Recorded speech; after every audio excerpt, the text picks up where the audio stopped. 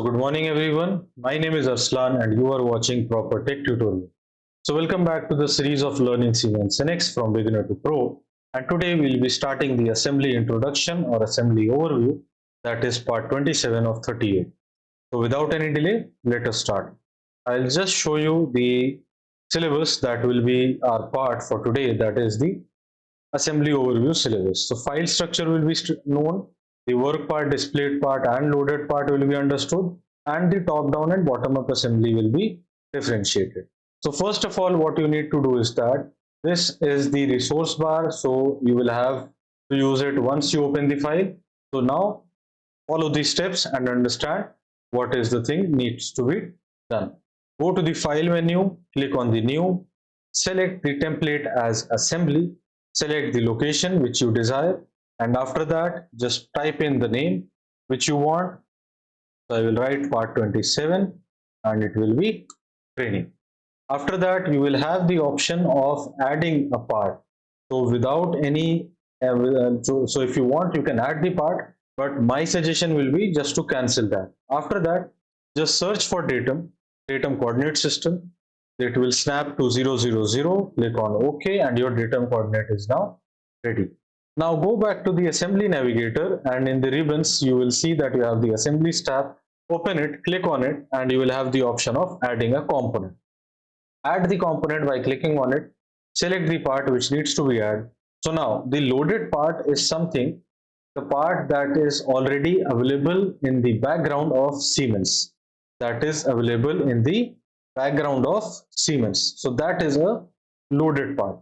And what is the what can be done if something is not loaded in the Siemens?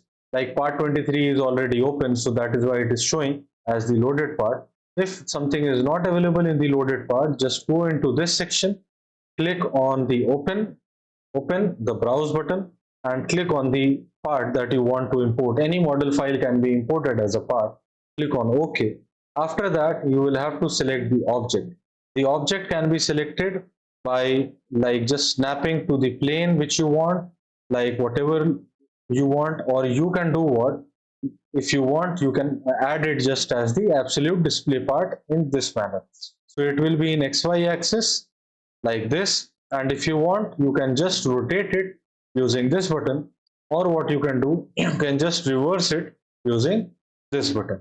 You can also reset it with this. Okay, so if you want you can just to orient it to XYZ option. For example, I use the snap and I am using this as, but I want to create it like absolute, so I will just click on it and it will get snapped to the XYZ axis. I'll click on reset and it will get reset in the original direction.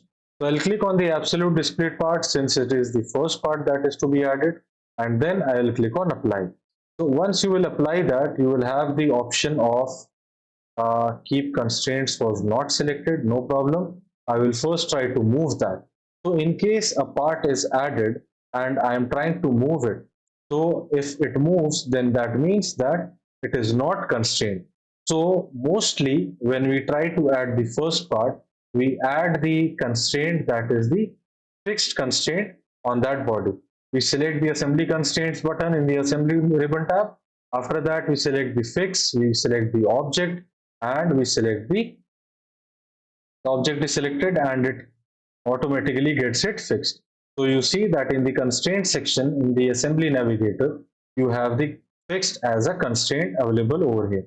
Another method is like when you want to add constraints to a particular model or a part, you just have to click on this button, keep constraints, and then you will have the option of adding constraints while adding the part. So now what I will do is that you can see here some threads are over here. So I'll add the M6 threaded board that was created particularly for this, and then I will just snap it to my required location. I'll just click over here and then I will click on apply. So you will see that certain constraints have now come into effect, or I can just cancel that and I can add constraints afterward, but I can add it over here also. So first is the align. So these things will be discussed later on also. Need not worry about that. Just focus on the feel of using Siemens NX. The touch constraint will be used so that the bolt is properly inserted inside, and the parallel constraint will be used so that after getting inserted, it does not rotate in any direction. You understand that? So loaded part is something that has been previously opened by the Siemens NX. So now fixed pin and M6 threaded bolt have also been opened using this button, and part 23 is already open in the other tab. Now coming to the thing of work part and the another thing. So I'll just add this bolt also just for something which I need to do, and I'll just click on cancel, and you will see that this part is able to move wherever we want, and the other part is unable to move because of the constraints that are put on that part. It is not moving. If I try to move it anywhere, it is not moving. So you understand the value of constraints. Now coming to the part of display part and the work part. So as of now you can see that these three parts are the display parts: the fixed pin, the M6 threaded bolt 1 and M6 threaded bolt 2. The M6 threaded bolt 2 are used two times, or in the assembly file two times, so it is into two. If you want to access them separately, you can just right click on it, click on unpack, and you will have both the bolts in separate, and you can apply operations separately on each of them. After that, what you need to do is, what you need to understand is that once you go to the right side, you will see a thing known as position. This allows us to understand that what is the current status of the part. I will add one more M6 threaded bolt just to understand that part. We will go through everything in detail later on, so please do not get worried about it.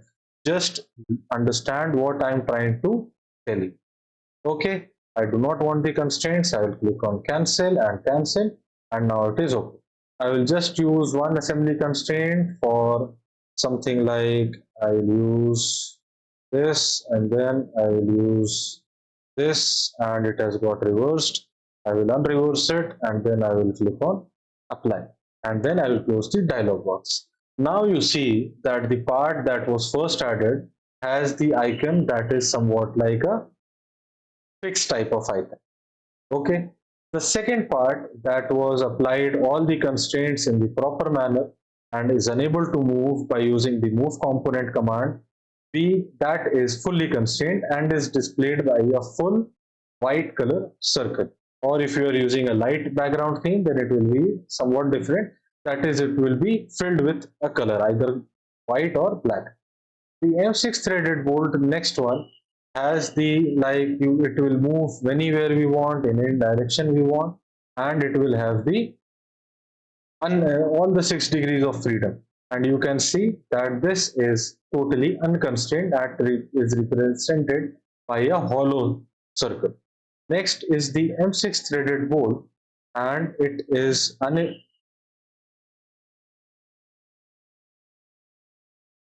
I'm sorry that there was someone at the door continuously ringing the bell, so I had to pause the video. Now, coming to the thing which we were learning just a moment ago, is that when I try to move this thing and I try to move it, you see that it is unable to move right or left, even though I'm using the snap option and dynamically moving my cursor in the right and left. It is only moving top and bottom because of the constraint that has been applied. It will not rotate in this direction, it will not rotate in this direction, however it will rotate in this direction. So you see, this is the use of constraints, and that helps us to identify what are the other constraints that are to be applied. So the thing is that fixed symbol, fully constrained symbol, unconstrained symbol, and partially constrained symbol. So these were the things I wanted to have you go through it. These things will be explained later on also, so do not get anxious about that. So the things that were discussed is how to create an assembly file, how to go in the assembly ribbon tab, how to customize it. You can take a screenshot of it. What are the various ways to add the part, and how to constrain them, how not to constrain them, and what how is where is the place where we can find the constraints that have been applied on the various parts. So that is also one thing. You can also yeah, one thing was remaining. So this is the displayed part and work part. We have understood the loaded part, display part and work part remains. So I'll just hide it, or what I can do is that I will unhide it. I will not hide it. I will just unhide it. So I will just double click on, let's say I want to use this particular for some editing purpose. I double clicked on it. I will go to the part navigator, and you can see that these three M6 threaded bolts are now not visible in complete clarity. So this part, this particular part is the work part, whereas these parts are not the work parts. They may be the display part, but not the work parts. So after I am done with the editing that I wanted to do with this work part, I will go back to the assembly navigator. I'll just double click on the main title of the assembly that we have created. I will double click on it, and all the parts become the work display part or the work part. Next thing that we need to understand is that if I hide it, and if I hide it, you will see that the display part will only be what which is available in the graphics window. Things which are hidden out of the graphics window are not the display part. So that is some very mere difference of display part and work part. That is nothing like very big thing, sort of thing, but big deal. But you should just know.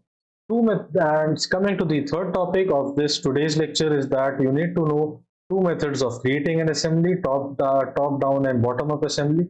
So in this we learn we make an assembly by creating a new file totally, and just after creating a new file you will go to the part navigator, go to the sketch environment, make some sketch, extrude it, revolve it, boolean operation, features, etc. Then you will go back to the assembly navigator, and that will become your part. Okay, so this will be titled as new component. I will just select that, and it will be made as a part. Then we'll again go back to the part navigator. We'll click on like sketch and etc. etc. We'll make the part, go back to the part assembly navigator, click on new component, and that will be made as a new component. So that is one way. Another way of making an assembly is by making all the models, all the parts separately, and then adding them using this tool, that is the add component. And just by browsing it, you will select various things and you will add the components in an assembly file. So these are the two methods of creating a assembly. So with this, we conclude this video of part 27 assembly overview. In the next video, part 28, we will study about how to create an assembly, adding a component. Even though these things have been given an overview, in this part all the things will be discussed in complete detail with all the things specifically mentioned, and no need to worry about it. Overview is just an overview. So add component, placement options, etc., etc., and how to move component tools. So this thing, I just want to delete this minute part, so it will distract me from getting into everything into full. So if you like our series, I will suggest you to please subscribe our channel and like our videos. And in case you find them useful, you can also share this with your friends and your juniors or your colleagues.